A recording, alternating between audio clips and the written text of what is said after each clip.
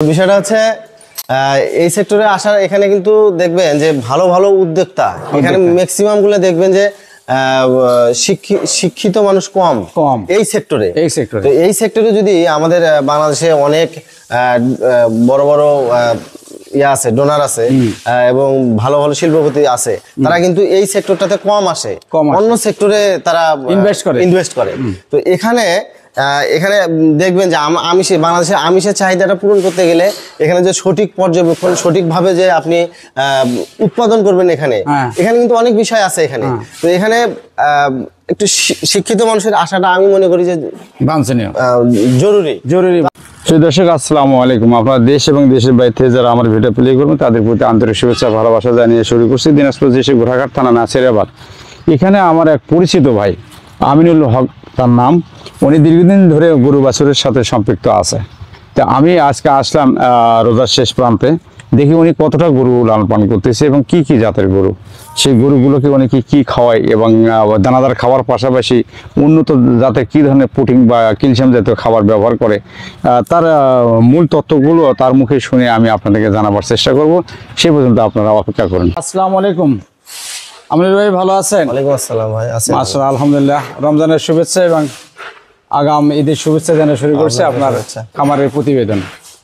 তা যাই হোক, আমি জানলাম যে আপনি গরু লালন পালন করেন অনেকদিন ধরে, সেটা এখন দেখতেছি যে কোন ধরনের গরু লালন পালন করেন সেটা আমি জানি না। তো এসে দেখলাম যে আপনি ফ্যাটেনিং করতেছেন, দেখ সব কিছু মিলে ভালো আছেন? আছি আলহামদুলিল্লাহ ভাই। আচ্ছা, প্রথম পরিচয়টা আপনার জানি যে আপনি পেশাগত জীবনে এটাই কি আপনার পেশা, না এর আগে কোনো কিছু করা হতো?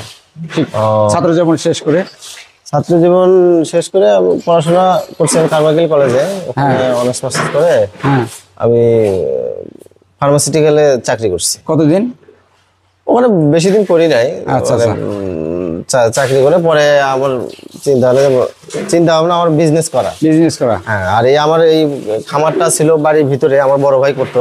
আচ্ছা, হ্যাঁ, তো ওই মাথায় ওই কনসেপ্টটা আছে। পরে চাকরি আর আমি বেশি দিন স্থায়ী করতে পারি নাই। আচ্ছা, পরে আবার চাকরি ছেড়ে দিয়ে এসে আবার খামার করছি। এখন আমাদের দেশে তো অনেক ধরনের সাইট আছে, ব্যবসা আছে।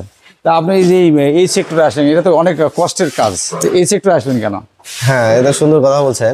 তো বিষয়টা হচ্ছে এই সেক্টরে আসার এখানে কিন্তু দেখবেন যে ভালো ভালো উদ্যোক্তা এখানে ম্যাক্সিমাম গুলো দেখবেন যে শিক্ষিত মানুষ কম এই সেক্টরে তো এই সেক্টরে যদি আমাদের বাংলাদেশে অনেক বড় বড় ইয়া আছে ডোনার আছে এবং ভালো ভালো শিল্পপতি আছে, তারা কিন্তু এই সেক্টরটাতে কম আসে অন্য সেক্টরে তারা ইনভেস্ট করে।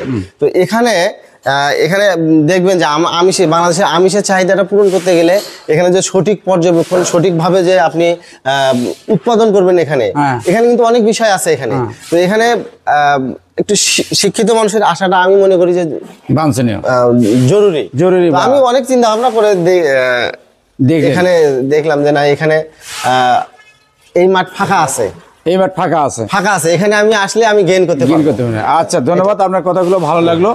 যারা শিক্ষিত যুবক আছে তারা যদি আপনার কথাগুলো রিসিভ করে অবশ্যই তারা তারপরে এই জীবনে ফিরে আসে। অন্য সেক্টরে দেখেন এখন যেটাতে যান আপনি অনেক চড়াই উতরাই পার করে যেতে হবে। হ্যাঁ, আর এই সেক্টরটাতে একটু পরিশ্রম করলে, যদিও কষ্টের কাজ, কিন্তু যদি আপনি কষ্টটাকে নিজের মতো করে নেন তাহলে কিন্তু এখানে পয়সাটা দ্রুত আসবে, হালাল উপার্জন, পয়সাটা নিজের পকেটে বাকি যায় না। এইটা একটা বড় জিনিস। কিন্তু লাভ লসের একটা ব্যাপার আছে, কিন্তু এই মানুষের হাতে নেই ব্যাপারটা, এরকম না? এখানে আরেকটা বিষয় যে আমি অন্যান্য ব্যবসা করলাম, ব্যবসা চিন্তা করলাম যে হঠাৎ করে আমি 10 লাখ টাকা ইনভেস্ট করলাম, কিন্তু ইনভেস্ট যেটা করবো বাকি অনেক যায়, কিন্তু এখানে আমার 10 লাখ টাকা ইনভেস্ট আছে, আমার টাকা দরকার আজকেই, বিক্রি করে দিলেন। আমি আজকে এটা ক্যাশ, মানে এই ক্যাশটা আমি দিয়েছি। আচ্ছা, যাক, এটা আমারও সেই যুক্তি। আমার ভাই, আমি চলেন আমরা ঘুরে ফিরে আপনার গরুগুলো দেখান তো, যে আপনি যে ফেডারিং এ আসলেন, এই গরুটা আপনি কত টাকা কিনলেন এবং এটা বয়সে কেন কিনলেন এটা বলেন। আচ্ছা, এটা আমার কেনা আছে 79,000। 79 বয়স, এটা 4 দাঁত। এটা বিক্রি হয়ে গেছে। কত টাকা কিনছেন, কত টাকা বিক্রি হলো? এটা 1,23,000 বিক্রি। কিনা কত ছিল? 79,000। এইখানে কত টাকা খাওয়ানো পড়ছে বলে আপনার মনে হয়? এটা আমার মাসে খরচ এবারে 6,000 টাকা যায়। কয় মাস রাখছেন? এটা 5 মাস হবে আর কি। 5 মাস, তাতে আপনার এভারেজে কত আসতে পারে? যেহেতু বিক্রি হয়েই গেছে 23,000, উপরিটা থাকবে 23,000 থাকবে, 5-6,000 করে হিসাব করেন। হ্যাঁ, 5-6-30, 5-6-30,000, আর এখানে 80,000 ধরেন। হ্যাঁ 80 আর এখানে 30, তাহলে 1,10,000, 12-13,000, 15,000 টাকা থাকবে। আচ্ছা, ধন্যবাদ। এখন আমরা একটা গরু পরিসংখ্যান নিলে, আমরা যেহেতু বেশি গরু অতগুলো সবগুলোতে আগ আসবে না। এখন আমার ওই যে বড় একটা আছে ওই পাশে, ওটা দিয়ে একটাতে 30,000 টাকা লাভ আছে। আচ্ছা, ওটা আমি দর্শককে বোঝাবার চেষ্টা করব। এই গরুটা আপনি কত টাকা দিয়ে কিনছেন? এটা নেওয়া আছে আমার 58,000। 58,000। আলাদা হায়াতে বাসায় আপনি খরচটা তো আমরা জানলামই, 6,000 টাকা পার মান্থ। সেখানে বডি কনস্ট্রাকশন হিসেবে, বডি স্ট্রাকচার হিসেবে আপনি কম বেশি খাওয়াবেন, সেটা দর্শক বুঝবে অবশ্যই যে ওই গরু আর এই গরু এক খাবার। এটাতে ভালো প্রফিট আসবে। হ্যাঁ, এটা কেনা কত? এটা 58,000 কেনা, এখন বিক্রি করলে 1,15,000 1 লাখ, তাহলে অনেক টাকা। শুধু দর্শক করলেন 58 কেনা, উনি 4-5 মাস যেটা রাখবে, কিন্তু 6,000 টাকা পার মান্থ বা 5,000 টাকা পার মান্থ ওনার খরচা আছে। ওই টাইমে যেটা বিক্রি হবে ওই টাকাটা বাদে ওটা ওনার লাভ হবে। এটা কত টাকা কেনা? এটা কেনা আছে 69,000। 69,000। আমার প্রতি মাসে 6,000, আর শেষ পর্যন্ত আপনি কত যাবা বেচতে আসতে পারে সেরকম একটা ধারণা দেন। দর্শক দেখবে তো আগ্রহ, ওরা তো ওই জায়গায় আগ্রহী হবে। এটা বিক্রি করলে এখন 1,10,000। 1,10,000, আচ্ছা। আর এটা 71,000 টাকা। 71,000 টাকা, আচ্ছা। সেই দর্শক, আমরা যেহেতু বেশি গরু, প্রতিটা গরু যদি এইভাবে আপনাদেরকে দরদামের ব্যাপারটা সিটেল করে জানাই, তাহলে হয়তো ভিডিওটা বড় হয়ে যাবে। আমরা গরুগুলো খালি দরদামটা জানি, তারপরে অ্যাভারেজ একটা আমরা টাইম এস্টিমেট করে ভাইয়ের কাছে জানা আপনাদেরকে জানাবার চেষ্টা করবো যে মোটা তাজার পদ্ধতি, যে ভাই যে এতগুলো গরু লালন পালন করতেছে, তার 1 গরু থেকে 2 গরু থেকে 3 গরু থেকে যে আমরা পরিসংখ্যানটা নিলাম, টোটাল গরু ওনার এটা বিক্রি হয়ে গেছে। হ্যাঁ, এটা কত টাকা বিক্রি হয়েছে? এটা 1,30,000। 1,30,000। ওনার কাছে পরিসংখ্যান নেব যে কত টাকার গরু কিনলো, কত টাকা খাওয়ালো এবং কত টাকা বিক্রি হতে পারে, টোটাল একটা আইডিয়া আপনাদেরকে দেবো। তো এটা কিনা কত ছিল ভাইয়া? এটা 86,000 কিনা, বিক্রি হয়েছে 1,30,000। আচ্ছা, 5 মাস পালন, তাই নাকি? না 6 মাস? এটা 5.5 মাস। 5.5 মাস বা 6 মাস। এটা কত টাকাতে কেনা? এটা 1 মাস হলে হয়েছে কেনা। এটা কেনা পড়ছে 78,000। 78,000 টাকা। আচ্ছা, এটা লাখ পার হবে তো ইনশাল্লাহ? 1 মাস হলে তো আরো দেরি আছে। এটা দেরি আছে, ওটা লোড হবে। এগুলা কেবল নিলাম। আচ্ছা, এটা কত কেনা? এটা কেনা আছে 80,000। 80,000, আচ্ছা গেল। আর এইটা? এটাও 80,000। এটাও 80,000। আর এই গরুটা? এটা হচ্ছে, এটা 67,000 টাকা। আচ্ছা, এই যে গরুটা? এটা 69,000 টাকা। আর এটা কত কিনা? এটা 76। এই গরুটা? এটা 80। এই যে 80,000। আচ্ছা দর্শক, আমরা এক সাইডের গরুগুলো দেখলাম, ভাইয়ের কাছে দরদাম জানলাম, এবং প্রথমে যে গরুগুলো লাভ লসের হিসাবটা ভাইয়ের কাছে শুনলাম। তবে ভাই যে পরিসংখ্যানটা দিল, যে টাকায় কেনা প্রতি মাসে 6,000 টাকা খরচ যাবে, যাওয়ার পরে যে টাকাটা বিক্রি হবে ওটা ওনার লাভ হবে। তাতে 2-3টা গরুর পরিসংখ্যান আমরা যেটা নিলাম, তাতে উনি কিন্তু সর্বনিম্ন 10 বা উপরে 14, 15, 20 বা হাইস্ট বডি স্ট্রাকচারের উপর নির্ভর করে গরুগুলো কিনে 30,000 টাকা পর্যন্ত। আচ্ছা, এই গরুটা কিন্তু আপনার হবে, লোড হবে। এটা কত দেখি না? এটা 73,000। 73,000। এই গরুটা কিন্তু দুধ হচ্ছে, মানে হাত পানান দেয়, 5 লিটার করে। মাশাআল্লাহ। এই গরুটা লোড হবে। এটা কত কিনা ভাইয়া? এটা 80,000। 80,000। এটা কেবল কিনলাম, রোজার মধ্যেই কিনছি। মাশাআল্লাহ, এটা বডি স্ট্রাকচার ভালো আছে। এটা বকনা, তাই না? এটা বকনা। এটা কত কিনা? এটা 60। এটা কতদিন আগে কিনা ভাই? এটা 5 মাস, 5.5 মাস হবে। 5.5 মাস, তাই না? 5.5 মাস। আচ্ছা, এটা আর কতদিন রাখবেন? না, এটা বিক্রি হয়ে গেছে। এটা কত টাকা বিক্রি হয়েছে? 1,90,000। 1,90,000 কিনা ছিল কততে? 1,12,000। 1,12,000। কতদিন রাখছেন? 5.5 মাস। 5.5 মাস। এটার খরচ একটু বেশি গেছে না? ওই রকমই 6,000। আমি এভারেজ ধরি। এভারেজ আছে 30,000 টাকা, তাহলে 1,30,000 আর হলো এদিকে 12, তাহলে 1,42,000 বিক্রি হয়েছে। কত? 90, 42 ধরেন 50, 48-50,000 টাকা 5 মাসে। সে দর্শক, 5.5 মাস। এই গরুটা কিন্তু ওনার খামারের মূলধন বা মূল আকর্ষণ। এই গরুটা ওনার বর্তমান যে বাজার, এটা 2 দাঁত। হ্যাঁ, 2 দাঁত গরু। উনি যে টাকায় কিনছে সেখান থেকে খরচ বাদে এনার কিন্তু 48-50,000 টাকা লাভ হয়েছে। এটা এই কুরবানি রোজার ঈদের মাংস হিসেবে বিক্রি করে দিছে। আপনারা দেখুন যে আপনারা বলেন যে গরু লালন পালনের লস। তা আচ্ছা আমিনুল ভাই, অনেকগুলো গরু আমরা জানলাম, দামগুলো আমরা এভারেজ একটা দর্শককে বোঝাবার চেষ্টা করব। তো এই গরুগুলো আপনি খাবার কে দেন? খাবার কে দেন? গরুর খাবার আমি শর্টকাটে প্রথমে আগে ফিট খাওয়াইতাম তো, হ্যাঁ এখন ফিট খাওয়াই না।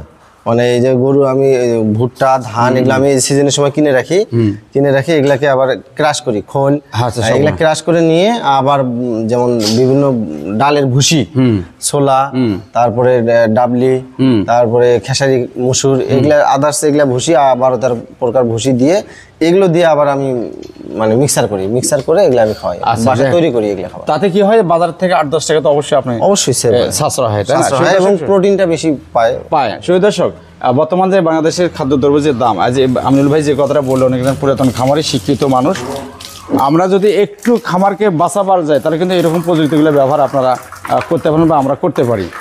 এই যাই এইভাবে গরুগুলো ডেইলি দিন আপনার কত টাকার খাবার যায় ভাই? এতগুলো গরু আমার মাসে প্রায় 2 লাখ টাকার খাবার যায়।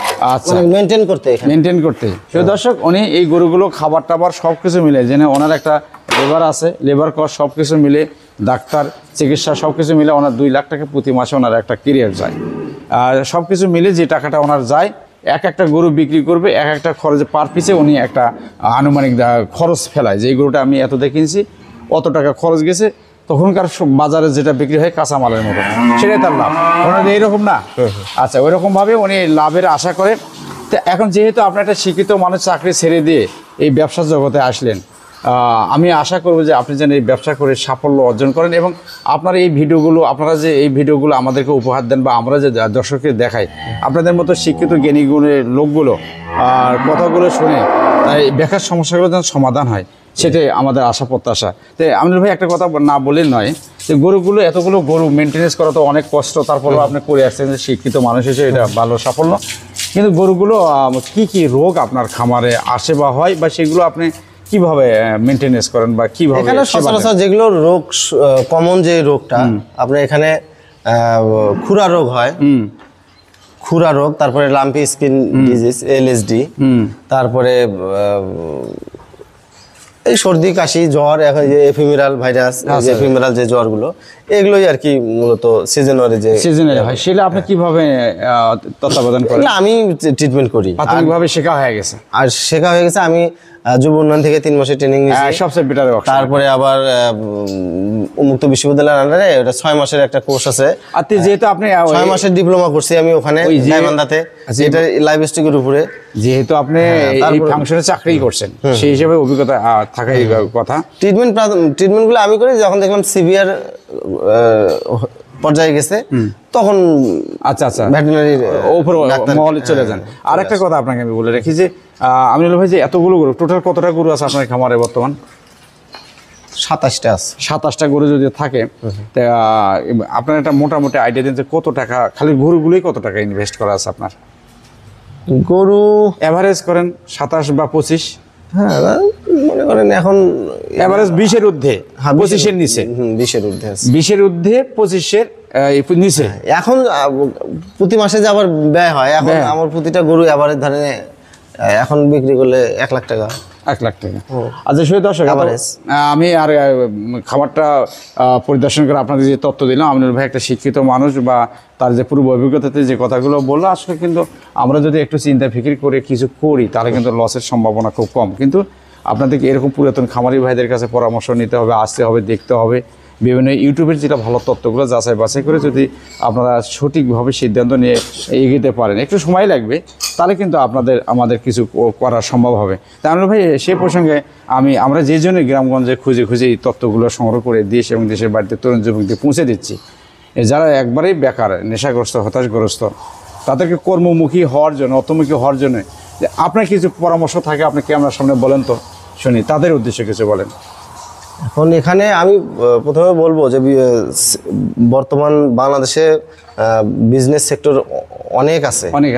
তো এখন যে ব্যবসায় যাবেন, ওই যে বাকি প্রথমে যখন বললাম আপনাকে বাকি যায়, তো এখন এখানে যদি হালাল উপার্জনে যদি কেউ ইনকাম করতে চায়, আমি মনে করি এখানে সম্ভাবনা আছে। বেকার ছেলে পেলে যুব উন্নয়ন থেকে ট্রেনিং নিতে পারে, বিভিন্ন ট্রেনিং নিয়ে যারা অভিজ্ঞ খামারি আছে তাদের খামার পরিদর্শন করে, তারপর যদি এখানে ইচ্ছা থাকতে হবে, সৎ ইচ্ছা থাকতে হবে, হ্যাঁ পরিশ্রমী হতে হবে, ধৈর্য থাকতে হবে, তারপরে এখানে এই সেক্টরে সফল হতে পারবে। এবং এখানে অভিজ্ঞতা লাগবে, অভিজ্ঞতা ছাড়া এখানে gain হওয়া যাবে না। আমার টাকা আছে, ইচ্ছা করলে আমি করব, কিন্তু এখানে লস হয়ে যাবে। এই জন্য এখানে শুধু টাকা থাকলে হবে না, ইচ্ছা শক্তি লাগবে, ধৈর্য লাগবে এবং অভিজ্ঞতা লাগবে। এখানে এসে সময় দিতে হবে, এখানে তারা গেইন করতে পারবে। আমি মনে করি যে এখানে এই সেক্টরে অপার সম্ভাবনা আছে। এখানে যদি কেউ আসে এখানে গেইন করতে পারবে, কিন্তু ভেবে চিন্তা করতে হবে। যে কথাগুলো আপনি বললেন এগুলো গুণ তার ভিতর থাকতে হবে। তারপরে এখানে বাকি নাই, আপনি ইচ্ছা করলে আমার আজকে টাকা দরকার, আজকে আপনি বিক্রি করে আজকে টাকাটা নিজের হাতে লাভ লস ভাগ্য, এটা একটা বড় জিনিস। আচ্ছা শুধু দর্শক, আমি আর ভিডিও বড় করবো না, আপনাদের বোঝাবার চেষ্টা করলাম যে আমিনুল ভাই এত একটা ব্যাপক খামার, সে একটা শিক্ষিত যুবক চাকরি ছেড়ে দিয়ে সে খামার জীবনে আসে, তার মুখে যে কথাগুলো শুনলাম যে আপনারা যদি চিন্তা ভাবনা করে ভেবে চিনতে একটা প্রশিক্ষণের ব্যবস্থা করে অল্প পুঁজিতে যদি আপনারা ব্যবসা শুরু করতে পারেন, তবে একটা মূল কথা হচ্ছে আপনারা প্রথমে রিস্ক নেবেন না। আমি প্রথমে গাভী সেক্টরে যাতে বলবো না, যদিও গাভী সেক্টরে যাইতে হয় তাহলে ছোট মানের ছোট জাতের বা দেশি গরু হোক বা ক্রস গরুতে অল্প টাকাতে শুরু করে প্র্যাকটিস করতে পারেন, ট্রাই করতে পারেন। আর সেটা যদি না করেন আপনারা মোটা তাজারণ করতে পারেন, সেটা দেশি হাড্ডিসার গরু দিয়ে হোক বা আপনার এই যে ক্রস ছোট জাতের গরুগুলো বড় করতে যাওয়ার দরকার নেই। এগুলো নিয়ে ট্রাই করতে করতে আপনাদের খাওয়ান দাওয়ান শেখা, বিভিন্ন ইউটিউবে দেখবেন বা এইরকম পুরাতন খামারি ভাইদের সাথে পরামর্শ নিয়ে আপনারা ধীরে ধীরে ধীরে এই ব্যবসায় যুক্ত হতে পারেন। তো দেশ এবং দেশের বাইরে থেকে যারা আমার এই ভিডিওটা দেখবেন তাদের প্রতি আন্তরিক শুভেচ্ছা ভালোবাসা রইল। আপনাদেরকে আবার একটা কথা বলে রেখেছি, আপনারা এই যে রোজার মাস, আমাদের রোজা আমাদের কাছে বিদায় নিয়ে গেল, এই রোজা আর সামনে পাবো কিনা সেটা আমরা জানি না। সামনে যে 2-4 দিন যে রোজাটা আমাদের ভাগ্যে আছে সেটা যেন সব ভালোভাবে করতে পারে এবং আগামী রমজান পর্যন্ত আল্লাহ আমাদের যেন হায়াত দিয়ে রাখে। এবং সবার প্রতি আন্তরিক শুভেচ্ছা ভালোবাসা আবারও জানাচ্ছি। আমরা যেন ভালো কাজের সাথে যুক্ত থাকতে পারি, 5 ওয়াক্ত নামাজ পড়তে পারি, ছেলে মেয়ে বিয়ে বাচ্চা সারা বিশ্বের মুসলিম ওম্মা আমরা যেন ঈদের আনন্দরা ভাগাভাগি করে নিতে পারি, এই প্রত্যাশা রেখে শেষ করছি। আর আমার জন্য দোয়া করবেন, আমিও যেন নিত্য নতুন এরকম আপডেট নিয়ে আপনাদের সামনে হাজির হতে পারি। এবং ভিডিওটা ভালো লাগলে অবশ্যই লাইক দেবেন, ভিডিওটা লাইক দিলে আমাদের একটা উৎসাহ জাগে ভালো ভালো ভিডিও বানানোর জন্য। ওকে, আল্লাহ হাফেজ।